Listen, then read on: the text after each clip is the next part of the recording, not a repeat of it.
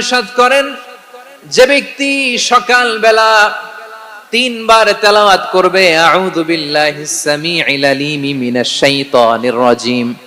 এরপরে সূরা হাশরের শেষ 3টি আয়াত তেলাওয়াত করবে, রব্বুল আলামিন ওই ব্যক্তির জন্য 70,000 ফেরেশতা নিয়োগ দিবেন যারা সারা দিন ওই লোকের জন্য মাগফিরাতের দোয়া করবে। শুধু এখানেই শেষ নয়, বিশ্বনবী ফরমান ওয়া ইন মাতা ফি যালিকাল ইয়াউমি মাতা শাহীদান,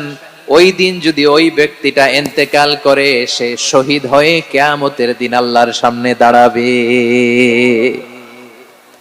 সকালবেলা যদি পড়েন 3 বার আউযু বিল্লাহিস সামিউল আলিম মিনাশ শাইতানির রাজিম 3 বার পড়ে সূরা হাশরের শেষ 3 আয়াত যদি তেলাওয়াত করেন, তাহলে আপনার জন্য আল্লাহ তাআলা 70,000 ফেরেশতা নিয়োগ করবে। সারা দিন তারা আপনার জন্য মাগফিরাত